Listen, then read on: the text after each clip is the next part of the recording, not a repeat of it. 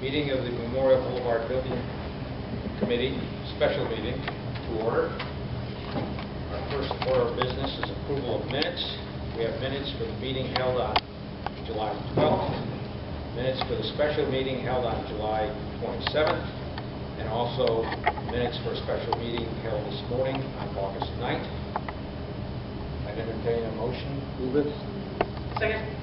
Motion made and seconded to approve the meetings for July 27th and August 9th. All in favor? Aye.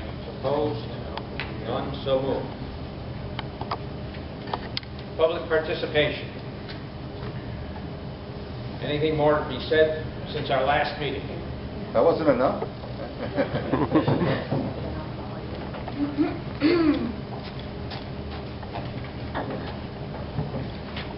Hi, Carol Valenti. Do you need my address and all that? 387 Bristol Road. For those of you that don't know, I chaired the theater subcommittee for the task force for this, and have not attended any of these meetings, but have some concerns about the seating. So I have a couple of questions. First of all, I'd like to know how many of you read the entire 30 pages of the theater report that the task force put together? 2 of you. Okay. In that report, there were theater comparison charts, there was all kinds of data that had been collected. How many executive directors of surrounding theaters have you spoken to concerning the pros and cons of reducing the theater size?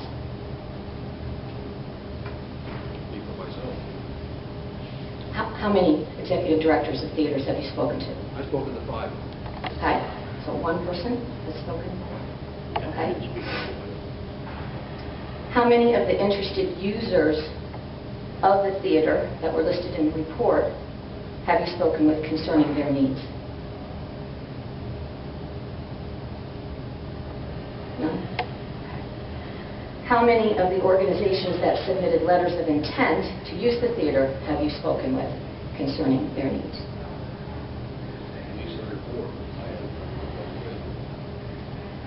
Okay, one person? Okay. How many of you visited the Niagara Arts and Cultural Center?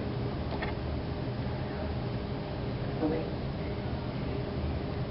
Okay. I did all these things. And I can tell you that reducing the size of the theater is a huge mistake. And I'll just give you one example. If you speak to people that are in the theater business, they have to purchase rights for productions. And those rights are based on theater size. So there's a range. And the range can go up to like 999 seats. You pay a certain amount. Over that, you pay a higher amount. So if you're only filling 400 seats, but you're paying the rights as if you're filling almost a 1,000-seat theater, that makes it pretty financially difficult for somebody. Also, the Bristol Brass and Wind, they wouldn't be able to put on a concert with only 400-something seats. They fill way more than that. And they were one of the people that signed letters of intent. So for those who did not read the 30-page report, I recommend that you read it. I have excerpted for you the theater comparison chart, the potential renters, the 4 letters of intent, and an article on the Niagara Arts and Cultural Center, how they are doing a multi-million-dollar renovation of their theater.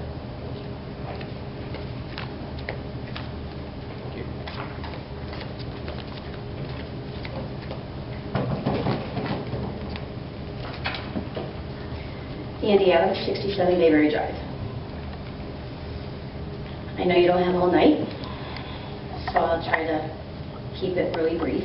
I didn't visit Niagara, but I spoke to the director, Kathy. I made the phone call. That was my job, to initiate the whole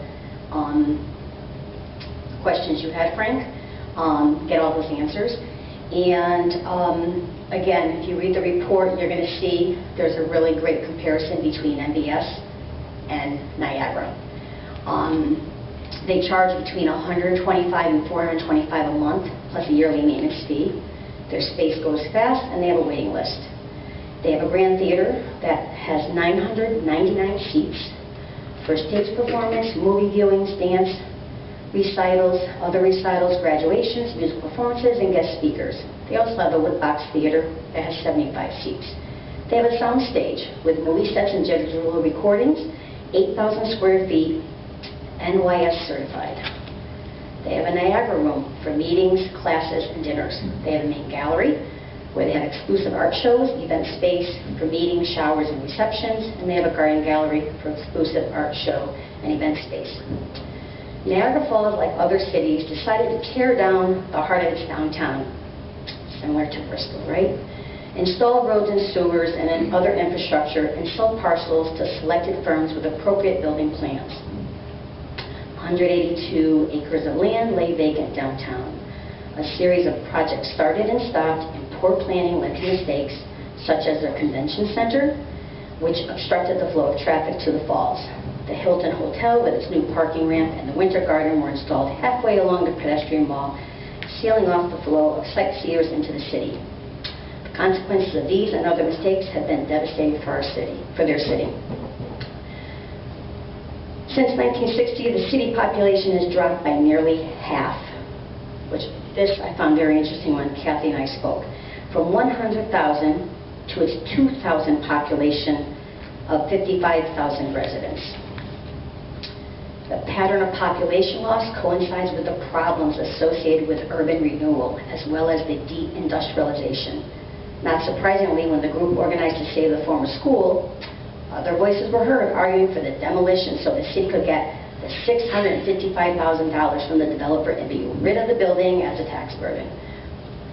Today, regional and state arts councils are amazed at what NACC has accomplished with its limited resources and vast talents.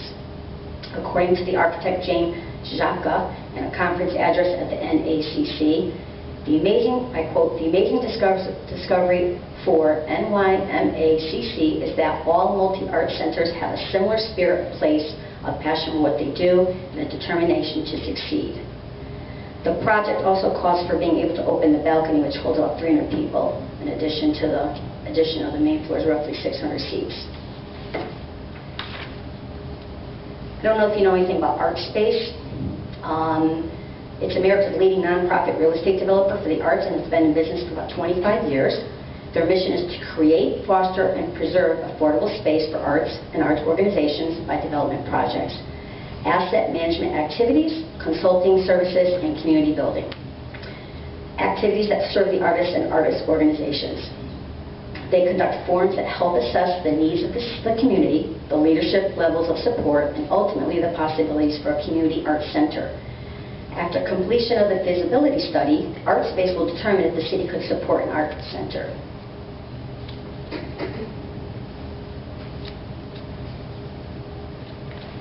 The other thing I just wanted to add is, if you wanted to take a look at the city and the arts, it's a handbook for renewal. They also talk about performing artists that have been found in not always lucrative places to pursue their careers, but performing art centers with seating audiences in the excess of 1,000 are capable of booking the same acts that do well in metropolitan areas that are flourishing. I have more, but I know you don't have all night, but if you want any of my resources, I can just give me a flash drive, I'll thumb them in, and it will take you, you'll have some good reading material. Thank you. Thank you.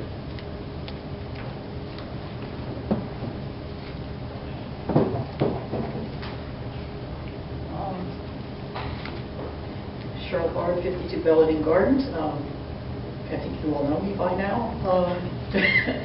I'm the preservationist, and I'm very pleased with the preservation project going on in the city. Finally, the city is taking it seriously. I hope we keep the 900 and some seats.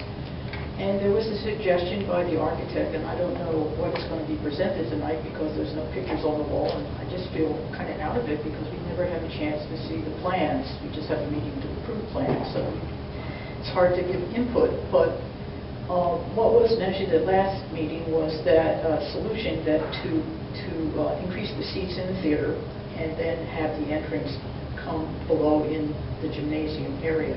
Now, it's been a long time since I've been there, but you can confirm for me, I hope, that around the gymnasium, there's a catwalk that goes around that you can view down into the gymnasium. I thought the solution was a really good solution because it could give a ground level entry into, if the land was sculpted down at a flat level from the north parking lot, which would be really good for handicapped people and would give a really grand entrance into a theater. And architecturally, is for me, when they really want to, I think an architect emphasize the enormity of the space. You tend to confine people to a dark area or a tunnel, and then you open up into a grand space, and psychologically it's like, wow, pop. You know, I got this great space I'm looking at. It's a great little, I think, architectural trick. The other thing that concerns me about the space is, I remember at the Memorial Boulevard Task Force, we were talking about smaller venues than large theater, and I know I have been to New Britain, to their church that they converted to a concert center, and they did, not in the large theater, but in smaller spaces, more cabaret, coffee house type venues, holding smaller amounts of people.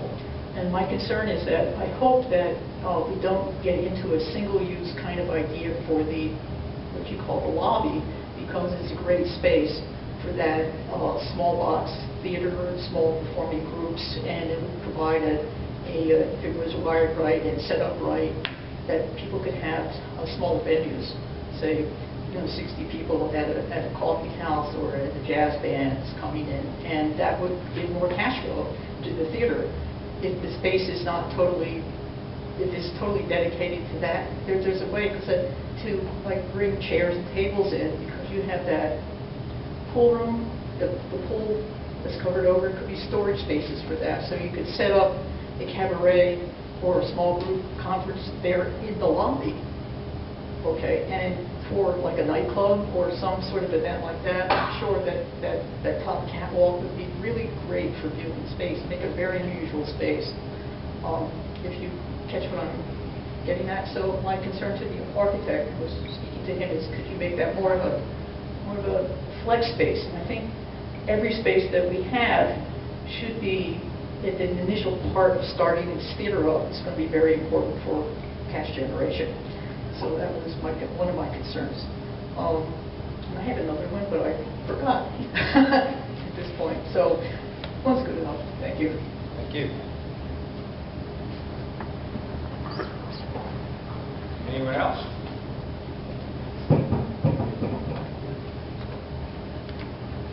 Hello, my name's Linda Rich. I live at 100 Alva Drive, and I haven't really ever spoken publicly about this. I just come along with my husband.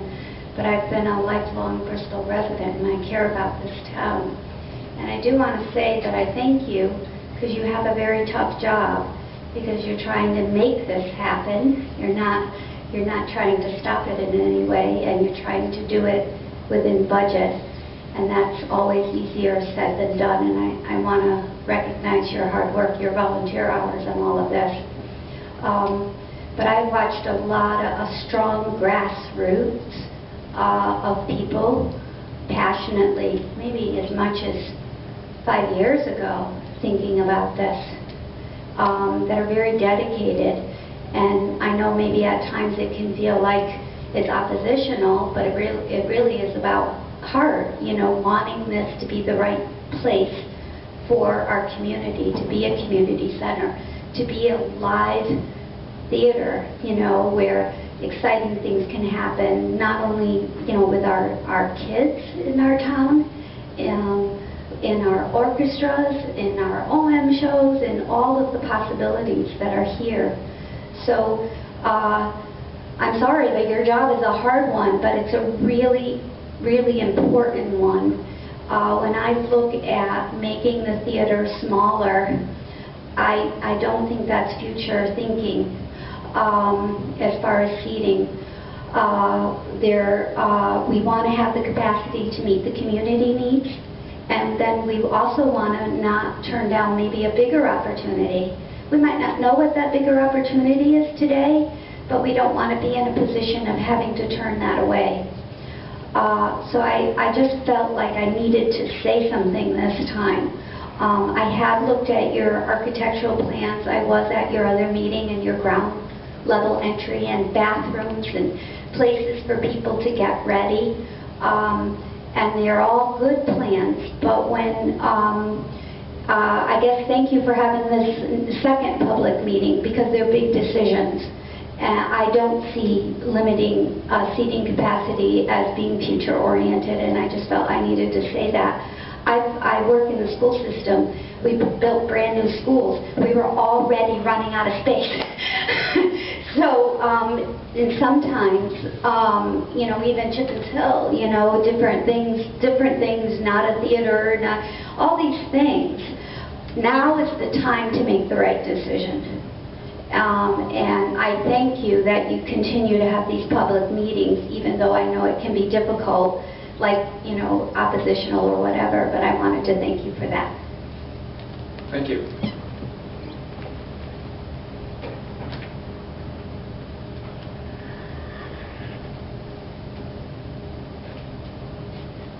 Good evening. Tom Doyle, 128 High. I just wanted to say, you know, I was able to see at the last meeting the architects' different designs, and I wanted to just make clear that I am not interested in having the smaller seating capacity. I don't know if the committee has made a final decision, but I definitely wanted the 900 plus seats, as many as you could get, as much like the original theater layout as possible. At the last meeting, we had a lot of people speak, and none of them wanted the 450 seat option at all. And I think maybe the committee, I think someone mentioned that the committee had also been receiving lots of letters from the public. I don't think anyone mentioned that any of them were in support of the smaller theater. This theater has been in our town for, you know, 100 years nearly. This is a very big part of Bristol. Many thousands upon thousands of Bristolites have spent a lot of time in that building, passed through those doors. The funding for this theater is not coming from producer of traveling Broadway shows or rock bands. The money for this theater, as of now, the bulk of the funding is coming from the town of Bristol as a whole. There were two really great shows that went on at that theater. They were all great, but two in particular. There was the Veterans performance, and then the OM show, both of which are completely local, you know. But those were really big turnouts. We should be able to retain the seating capacity to continue doing those shows at the Memorial Boulevard. I know they actually did make money to put in the coffers. Maybe not as much as the rock concert, but these benefit the community as a whole to do this. This is really a way for everyone to gather together. So I'm just going to say once more, I really liked the 900-seat plan, in my opinion, and pretty much everyone that spoke at the last meeting also really wanted as many seats as possible. And again, I appreciate you're all doing a lot of hard work here, basically volunteer job. Please try, if you can, to keep it at the original seating capacity if possible. Also, I don't know if you may know already that the previous committee that was working on this had actually done up some projections in regards to the profitability of the theater and the building as a whole. Those projections were based on a high seating capacity. They did not take into account what would happen if half the seats were taken away. The previous projections looked very good.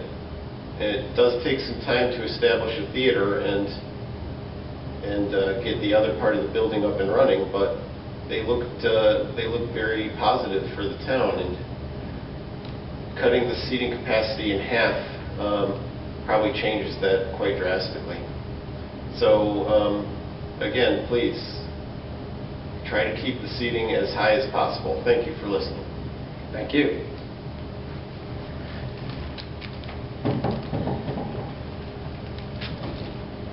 Good evening. Debbie Shore, 6 Pilgrim Road in Bristol. I just had a few questions as to, I know there were a lot of emails that you received from the last meeting and letters. Were those entered officially into the record? I mean, are they? No, they weren't officially entered into the record. Can they be? Can they be? Should they be? I'm sure we can. Oh, just. They're all electronically available. If I can ask, I don't think we actually did receive any. You have letters? Yes, oh yes. Okay, so then we can do that. If you turn them over today, then we can incorporate them into these meeting minutes and then make it a part of the record. Thank you. Appreciate that. Of special interest to me is the letter from Cheryl Tebow, the Correct. Chair of the Board of Finance, Correct. who was not in favor of lesser receipts, so I think that carries a little weight. So that I wanted to make sure of that. Sometimes when I think about this project, I also think about the old post office. And I think about that to this day, 40 years later or more, people are still talking about the people that tore down the post office. And it worries me that if this isn't done right, if it's just done like a bunch of pikers, as I told you last time, that it's just not going to fly. It's not going to work. And when it doesn't work, then what happens to that building? And so, on a personal level for all of you, I'd hate to see that become your legacies later on, that you were the people that let MBS slip through our hands. So, that's a concern to me about the future of this building. I don't want to see it completed in a manner that it's going to set it up for failure, because then who knows where it goes. So, of course, I'm in favor of the 900 or more seats. You cannot pay the bills with a 400, even a 500 seat. You can't pay the bills. And as Kim said, when they pay for the rights, if they can put 400 people in a building and have to pay astronomical amounts of dollars for the rights, why would they come here? They're not going to charge $250 for a ticket.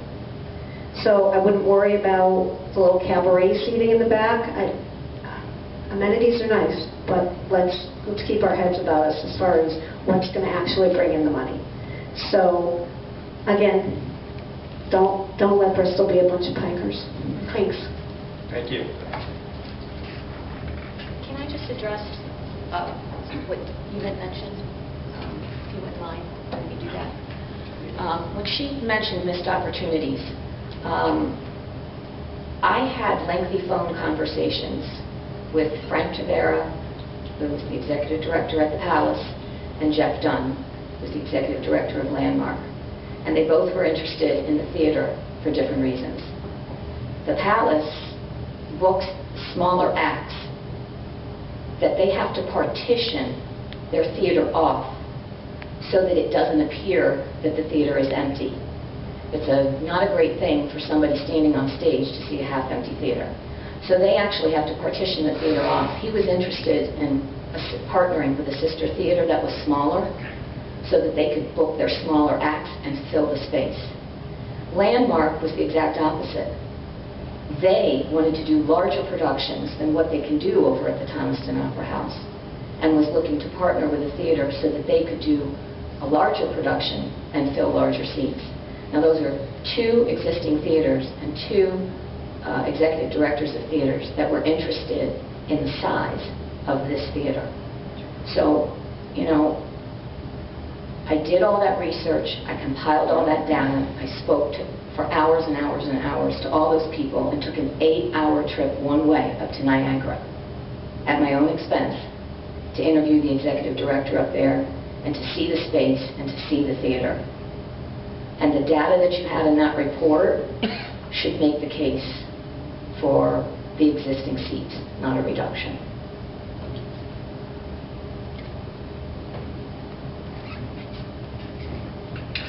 Just a comment. You need to understand that we are the building committee.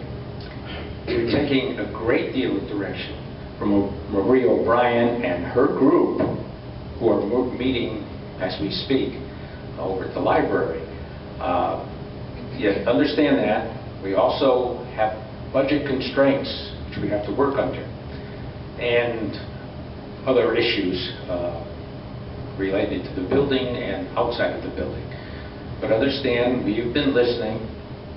We have all of that documentation that has been sent, and opinion, and we will continue to consider that. Hopefully you do understand, just looking at some of the things that have been implemented since you had the opportunity to make yourself very clear. Costly addition, which I'm sure we'll continue with, other modifications, so that we'll continue, and we'll continue listening, but understand we have limitations. Anybody else? Yes, Mr. Chairman, I'd like to define even more the building committee. The building committee, and correct me if I'm wrong, I just serve on few, and you have much more experience than I do. But the building committee is to make sure that the building is sound for the end user, right? We have to have direction. Am I correct? We have to have direction, and Madam O'Brien is the one that actually the end user. So we start by choosing the people that we trust the most for the architect and the engineer, and so forth and so on. And I haven't talked to too many people about theater, but I have seen construction all my life. That's my expertise. And the budget restraint, I know that the allocation so far, there's a certain amount, and we will definitely still going for the end user, and then we'll see what happens. But the building committee, the goal is to build exactly what you wanted. Am I correct? For the end user, right? I think we need to remember too that we're dealing with the whole building, not just dealing with the theater here. Dealing with the entire building, and it has to fit within the budgetary constraints that we've been given. And there are a host of issues, not just the theater, but the building itself. And it includes the infrastructure, which needs to be upgraded. It includes parking, which has to be accommodated somehow. There's not enough parking on that site to accommodate most anything without making some major alterations. There are a whole bunch of code issues that have to be dealt with because it's now no longer a school use. It becomes business use or office use or whatever. Those issues are completely different. And there's also issues relative to, I'll say it for myself, I don't know how you fit 900 seats in there anymore because, number one, the seats that are there have a rump width of 17 inches. The latest stuff is at least 21 inches to 25 inches. So in order to if you put new seats, they're not going to be 17 inches. So all of a sudden, you're down a few seats. We don't have enough seats in there for handicap accessibility right now. There needs to be more seating for handicapped people. That takes seats away. There are sightline issues that have to be corrected. So you can sit there and say we want the same number of seats, but you can't have the same number of seats unless the theater space gets larger, and it's not going to get larger. So there's going to be fewer seats. It may not be 450 or 500, but there's going to be a few fewer seats, whether anybody realizes it or not. That is just going to happen. But again, we have to deal with the entire building. To just say we're going to deal with the theater solely can't happen because the infrastructure of the rest of the building supports the theater. The infrastructure of the theater doesn't support the rest of the building. So, and that's a major expense. Something which has to be done if the building is going to continue to be used at all. You just can't leave the infrastructure the way it is now. It doesn't work.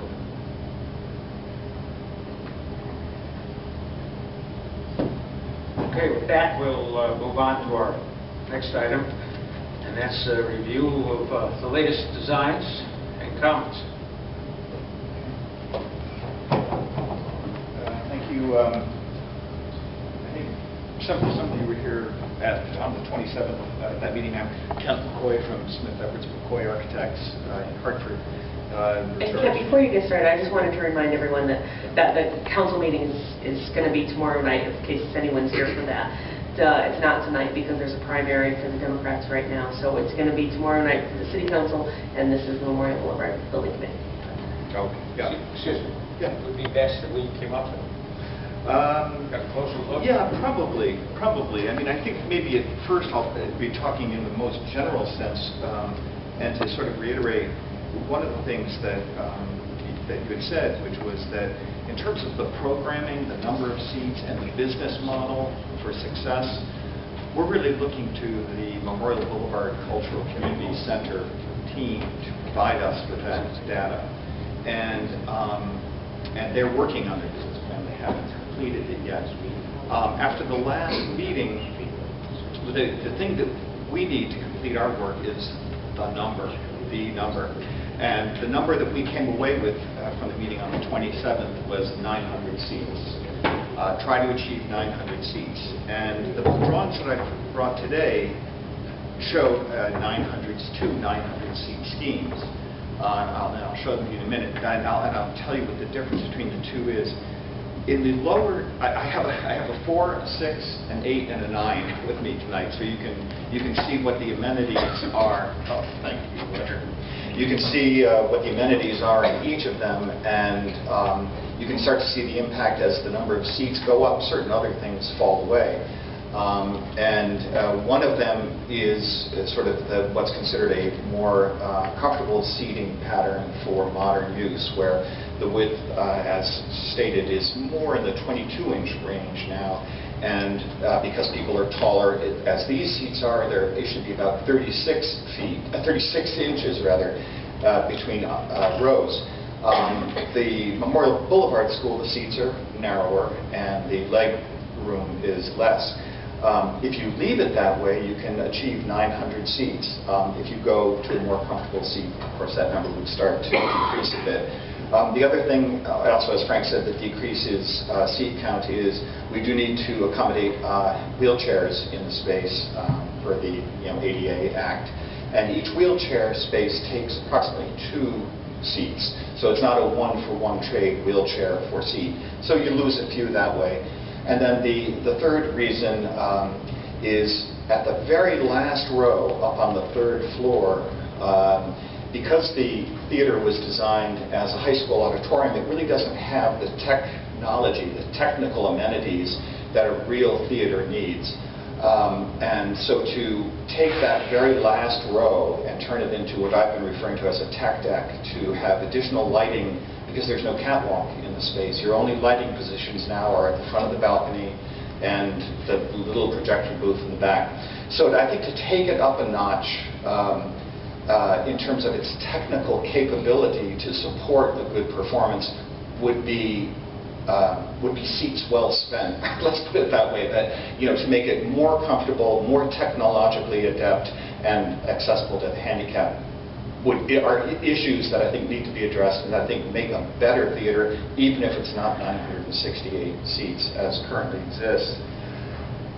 That being said, and again, I'll show these to you in a second. The other issue is one of the partners on our design team is a firm from New Haven called Next Stage, and they're nationally known theater designers.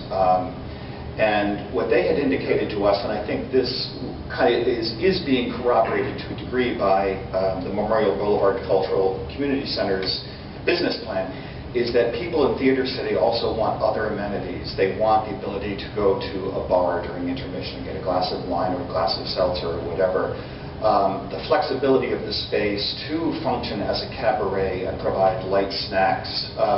All those kinds of things can play into a cultural center's business plan in a way that helps offset the cost of the loss of seats. You don't have to have them, but it's out there as a way to help to ensure the financial viability of the theater. The other thing is, as I have pointed out, that when this theater, as beautiful as it is, was designed, it's a high school theater, so the audience is captive and already on site, and they would come from their classrooms down the corridor and file into their seats and do whatever was going on in the auditorium at the time. The more difficult thing is when you get nearly 1,000 people arriving, say, in the winter for a concert or a performance, the issue of funneling that many people into the space and how they get their tickets, how they receive a program, how they're directed to their seats, what do they do with their codes, where are the toilet rooms, all that stuff that is not in a high school auditorium but does become an issue in a legitimate theater. So I brought some schemes that show a limited amenity package that would allow for a concession area, but would not provide the coat and lobby space that the lower seating counts indicate that show. Because it was so clearly stated at the last meeting that 900 was, or more, was the number. So that's the thing. That's the you can have kind of a technically good theater with limited amenity and more comfortable seats at around 900, but no lobby and no coat rooms. And so I then took a look at, if we're not going to add on to the building, where else could that lobby go? And so I brought a scheme that I showed the building official and fire marshal this morning at our meeting that moves the lobby into the main entrance of the buildings. You would enter in the center opposite that very nice room that could be sort of a gallery and lobby space, and then you would take a right and you would enter the auditorium down the corridor with a vestibule that would need to be widened to accommodate the number of people. So in a nutshell, 900 seats is feasible, both in a technically and comfort way. The amenity package varies a little bit. But the other two things that I checked on, partly prompted by our meeting with the building official this morning, is toilet count at 1,000 seats per building code. And luckily, there's enough adjacent classroom space that we can accommodate that relatively easily. It's not a huge burden. More of a burden is parking. City of Bristol's zoning ordinance requires 1 parking space for every 3 seats in a theater. At 900 seats, you need, of course, 300 parking spaces. The site, as it stands, can generate about 124, so you're a little less than half the number of parking spaces required. But I also met with Bob Flanagan today to talk about that, and he informed me something that I didn't know, was that the City Council had already voted to close Willis Street and make that property part of the school property in order to give us more land to park cars. Kent, that's not exactly true. It's not? Okay, I'm No. sorry. Yeah. We've looked into it. Oh, okay. And the police board suggested that we make the lanes smaller Okay. and have angled parking on one side. On one side, okay. All right. He had the letter from City Council, and he said it did have to be run through a number of other committees yet. So in any case, I asked our landscape designer to please look at a parking count if we had all of Willis Street. That would generate another 100 cars on Willis Street. And then also to bring a lane around the, say, the front of the building. We could get about another 20 cars in the front. So all told, I think I ended up with a parking count, I can tell you, of 262 cars, which would support 786 seats in the auditorium. Now, that's not to say that, I mean, it's a city-owned property, that there might be a variance given. They might say, well, it's city, people might walk to the theater, or they might take the bus to the theater. They'll give us some leeway on that. But I wanted you to be aware of what some of the other constraints are, parking. But let's see, maybe the best way to proceed is for me, I'll hold the drawings up and turn them around so everybody can have a look. I won't even show you anything below 900 seats, since that's a non-starter. So let me just put this down. Okay, would it be helpful for me to hold them for you? Oh, that'd be great, Roger. Yeah, thank you.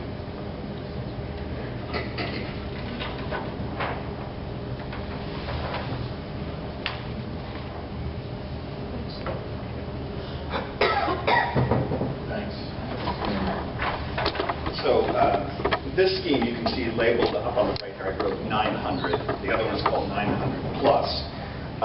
And in this one, this is the one that has I would say, lighter amenity package. You would enter at the loggia into the theater staircase. There's an elevator right there for handicapped access. But it does bring you just up into the staircase itself. There's no room for a lobby or coat rooms. There is some coat rack storage that I can get in the men's and women's toilet rooms, but not a good coat check, so to speak. Then you come in and you're right in the theater in the way that you're seeing it now. Seats from the stage all the way to the back of the room. On the second floor, you would come up the balcony, all that stadium seating would remain, just be replaced with more comfortable, a little bit wider chairs. We can't adjust the leg length up there because the whole floor is stepped.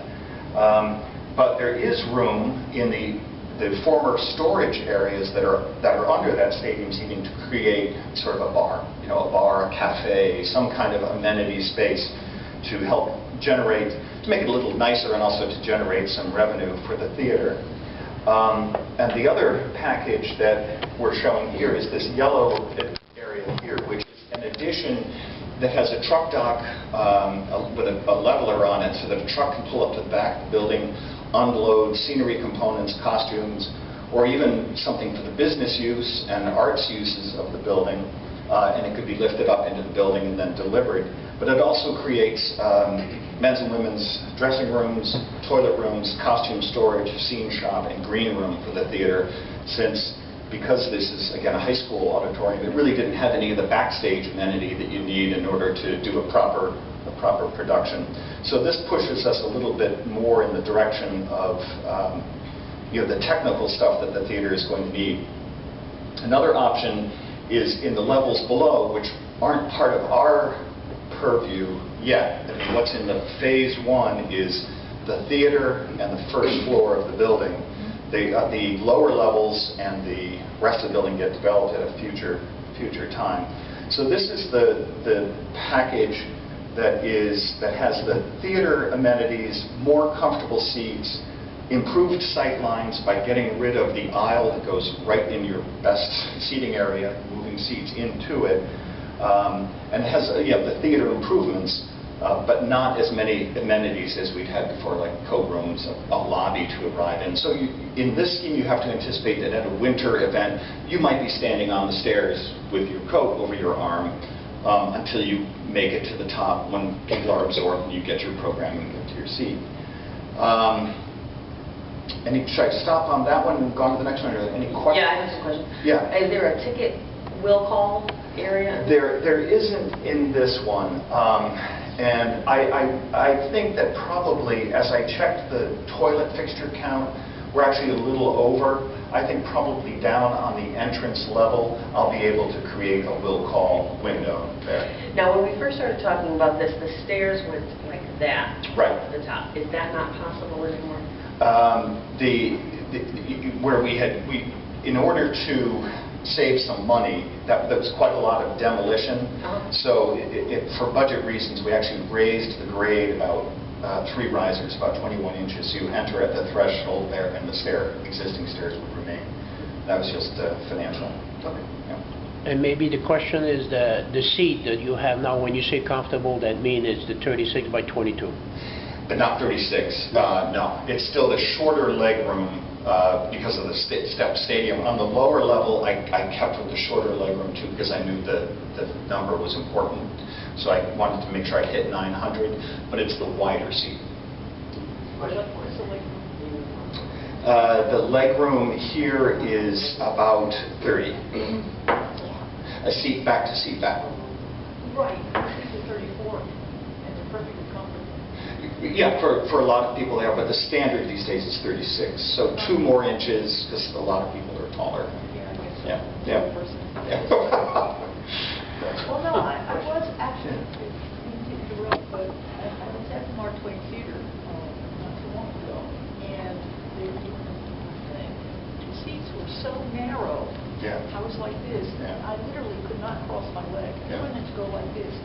So for 2 hours, I was like this. I couldn't get up. Right, where you feel like you have to sit like this. No, yeah, you had to. I mean, there was no body movement. It was agony. Yeah. I thought I was tortured. Yeah, I just wondered. Yeah, did you? At the top of the balcony seating to the left, Yeah. there's a classroom. Yes. Now, are you saying that you haven't given us any information about that because it's out of your purview at this point? On that level, that classroom, yeah, is not part of the phase 1 work. But it could be worked in. I mean, I'm not certain of the actual perimeter of phase 1 and the walls in that theater are the contingency for your phase 1. Pretty much, yeah. The theater itself, with its stairs and toilet rooms, everything that's sort of in that T-shaped part of the building, plus the first floor, the whole first floor. And so, yeah, so that third floor connected classroom, we were figuring we would close that off. It's a little bit tricky in terms of, we have to separate use groups from assembly to business with fire-rated construction. And that wall just happens to be the break point, so we'd like to fill that in. There's also a tricky little, like, 3 tripper steps going up to it that would make accessibility an issue.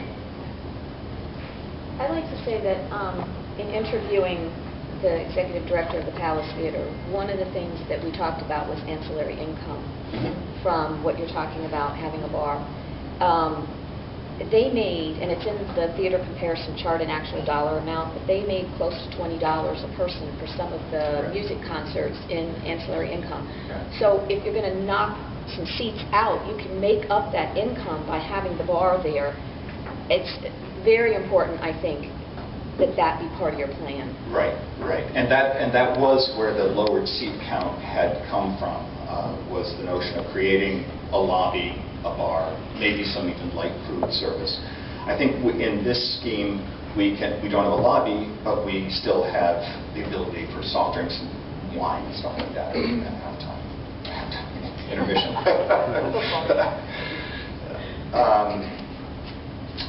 Should we look at the other scheme? So I thought, what if they say to me, we want the 900 more comfortable seats, but we really need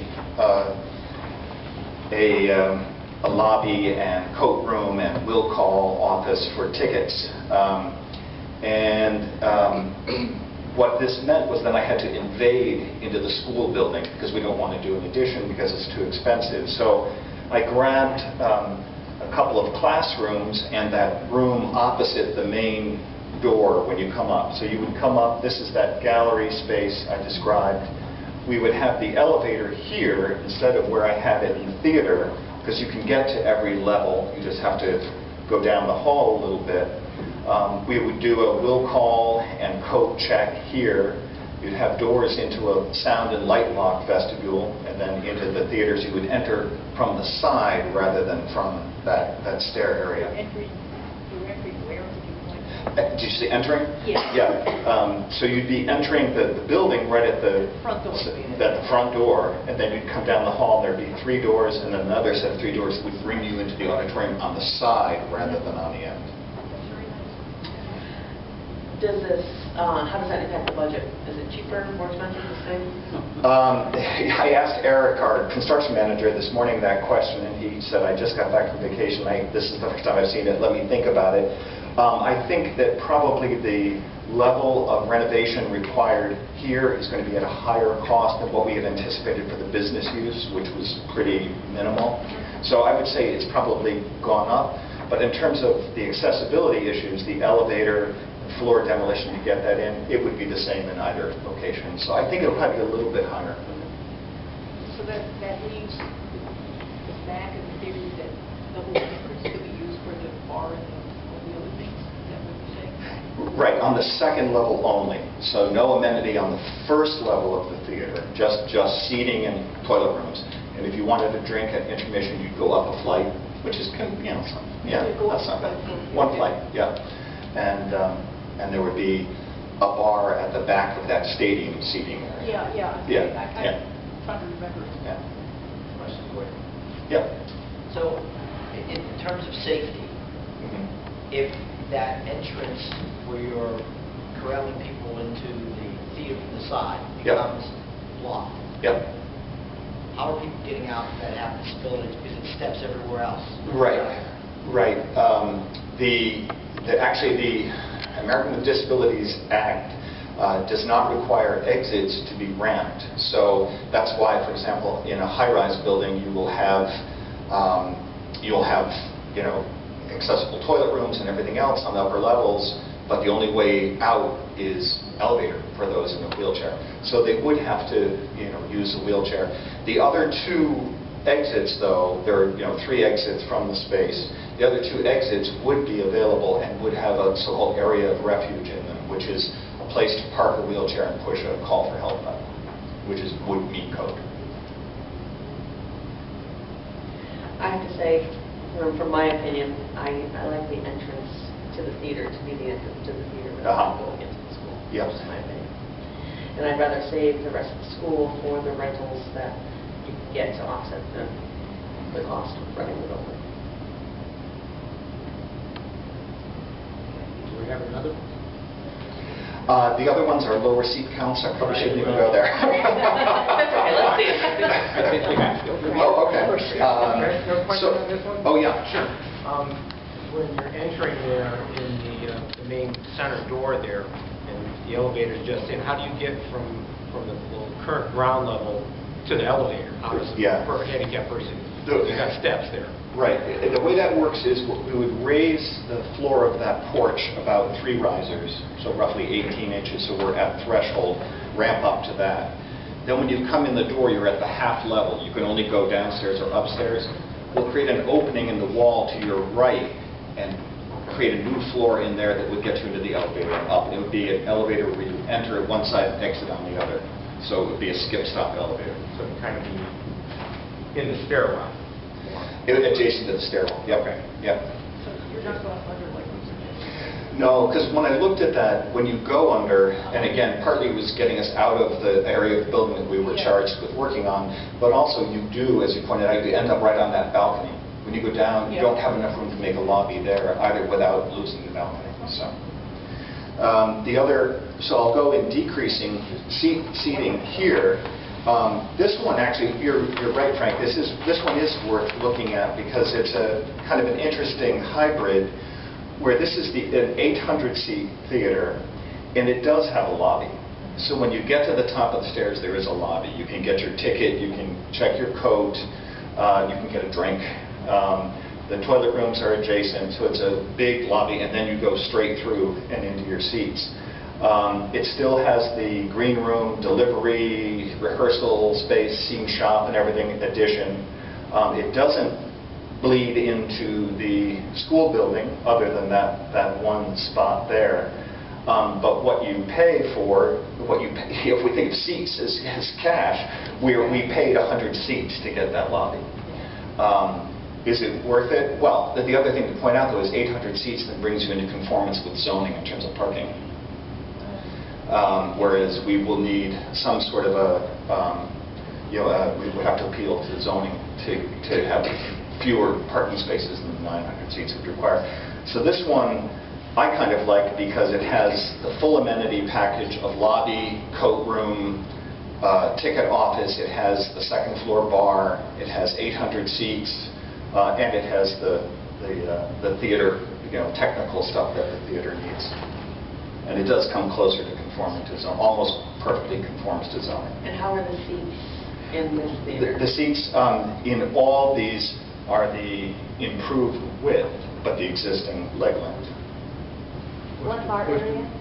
I'm sorry? Is there one just bar area? Just one, yeah. Oh, I'm sorry, no, there are 2. There are 2. There is one on the second floor and one in the lobby as well. I don't like that plan. Yeah. Comment on the parking, because you're only dwelling on parking for the theater. Right. There's a zoning thing that's going to say it's theater plus business use. Balance occupancy. Right. 400 spaces might wind up being 600 spaces. Right. What I'm hoping, and I don't know if this would fit with the business plan or not, would be that we could argue that we don't have simultaneous occupancy. How are you going to do that?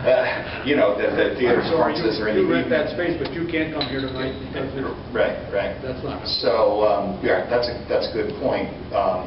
The number of spaces, as Frank said, that I can generate on the site supports that number of seats, but not the business use. So somewhere we're going to fall in between.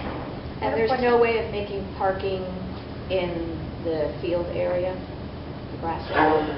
I mean, that would be up to Mario O'Brien, frankly, but I think they want to use the field, so I don't think that's going to be an option. Park department, water department. What about on South Street, where when our kids are playing games, we're parked on South Street, when there's something going on, when they had the balloon festival, you're parked on South Street from the school all the way down? Right, I mean, you can always park on the side of the street, but it's not going to be the parking spaces that zoning is going to require. Right. Okay. Right. There's a question. Yeah. If we go with the extended legroom, how many seats would we lose out of that? I haven't run that calculation because the stadium seating is so rigid, but let's just guess that we have to leave the stadium seating as it is in terms of its legroom, and on the lower level, I'm going to say we would lose 20, maybe about 20, about a row in order to get that extra legroom. I like your plan of having a bar on both levels because I think that there are some people that may not go upstairs, and you're doubling your opportunity to make that ancillary income. Right. And you can, I swear, if you look at that comparison chart as to what the Palace pulls in, particularly for concerts, it's almost the price per person for the ticket. Right. And I think that's where Marie's business plan was headed too, which is why we had heard amenities in favor of seats. Yes, I was going to say, we certainly heard that loud and clear from Marie and her group that, you know, this is a real... And the other ones that I have here are actually from the previous meeting. These are the only new drawings. Yeah, this question comment as far as it came down to it. Meeting emergency-wise, they do it like the 4th of July, or they could look into like the shuttle bus. I don't want to invade the other part of the building. There's so much potential with that cultural center that I don't want to see that. The task force worked very hard to prove it and do stuff. And I think if they would do that too much, we're going to have a harder time with sponsorships. Yeah. No, I think you're right, and I think that the city planner is very interested in exactly that, making the city more pedestrian friendly and encouraging people to walk and use public transportation to get places too. Yeah. What's the cost differential between all three of those seating arrangements you made? Maybe I can answer. I'll help you a little bit with that. We actually have, this morning, the construction manager sat in while we were primarily just doing code reviews. But this morning was the first opportunity that the drawings for the 900 or the 800 seat renderings have come before the construction manager, so it's very preliminary to comment on it, unfortunately. I mean, budgetarily, you generally figure a couple $100 a seat, 200 to 250 a seat. So, Ken, I'd like to give my opinion. I think the 800 one fits our needs the best. It has the lobby. It doesn't invade into the school. It conforms with the parking better, which is, of course, an issue. And I mean, we lose some seats, but we're still up there. And we can still, for instance, St. Paul has about 750, I believe, and that's where Bristol Brass and Wind is. That's where the Sephora Society goes. That's where OM Show is right now, and they fill those. So if we have 800, we know we'll at least get those entities then. I agree. They agree. As the building committee, I mean, we're at a point where our architect needs direction to settle on a design so that our construction manager can get very detailed pricing. That's very key to this whole operation. Based on what I've heard, I would entertain a motion to direct the architect to continue with the 800 seats. I'll make the motion for purposes of discussion. Mr. Chairman, can I clarify, would that be for inclusion and incorporation into design documents? Correct. Basically, it will be the direction that we're going to go for. If we decide if it's going on, we're going in that direction. It's 800 seats. 800 seats. Beyond that, I would recommend that we go with the wider spacing in the main facility. So it would be 880 seats. Something like that. I mean, yeah. Something like that. 770. That was my Right. reason to second it the way I did, because I don't want to lock in 800. Right. It might come up to 737, Well, 797. Right. So somewhere above 750 and no more than 800. Yeah. Stay out of the rest of the building, Yeah. except Yeah. for That one little. room Right. 113, which is already used. Yeah. It have been said already, but it will certainly suit the parking better. You know, a variance for few seats, it will definitely help the parking situation. You know, a variance to go to the town for few parking is one thing, but if we don't make it with the theater and then you add all the business, this is a big variance. Yeah. Well, what needs to happen for the city to move forward on giving us Willis Street? What steps need to happen to make that happen? Well, Excuse me, I'm sorry, but, you know, the public participation period is closed. We need to continue with our business. We are all volunteers.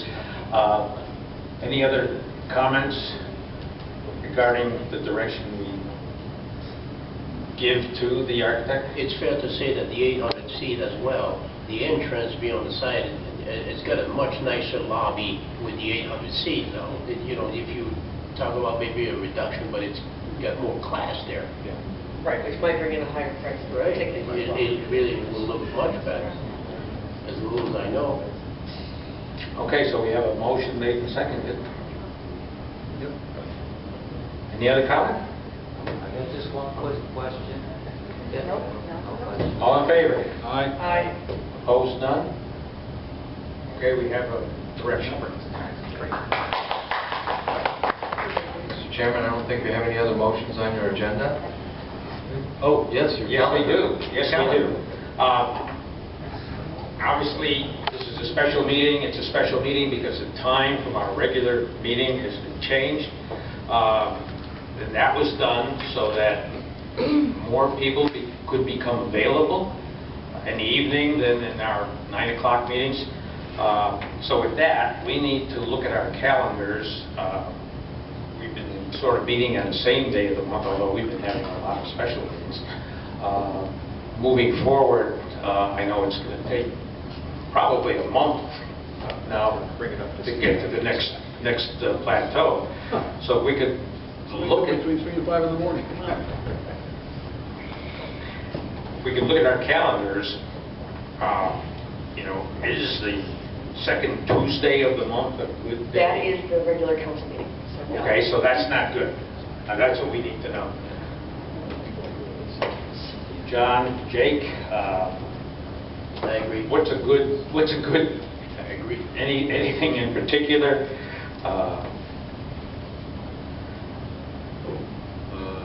Well, we have joint board on the second Tuesday. And council. And council. Council. So that's second Tuesday is that? Yeah. If you want to do it at night. Correct. How about the second Wednesday? Second Wednesday. Roger, do you know of any meetings that are this?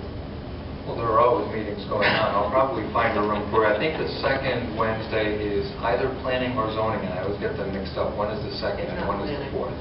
It's Well, not. then it's zoning is the second. Peter is on Zoning. zoning. Yeah. Okay, we don't want to exclude him. Second Thursday. Okay.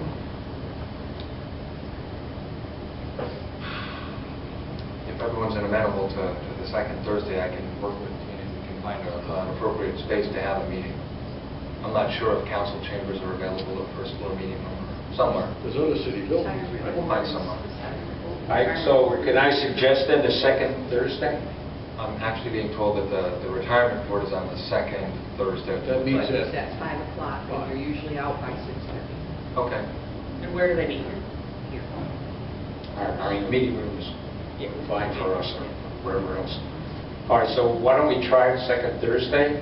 Roger, if you'll sort of clear that in any other way for us. What time? Why, that's the other issue. 6:30 gives people a chance to maybe have some dinner. I agree. Is that fine? That's fine. 6:30? Yes, because I have a building committee meeting at 5, so 6:30 is good. Okay. 6:30, the second Thursday. Chairman, just so you're aware, the next meeting in September, just because you have to have at least 30 days notice in the city clerk's office in order for it to no longer be a special meeting. So your second Thursday of September would be September 8th. And that one would still be a special, technically speaking. I'll just make sure that I have it. Roger, accordingly. that's 30 days from now, though, because there's 31 days in August. I'll do the math in the morning. All right, it is not, so our next meeting will be a special meeting only for that reason. Right, exactly. You know, a few limitations. I'll work with the city clerk's office to That make should- sure we're That ruling shouldn't it. be a problem.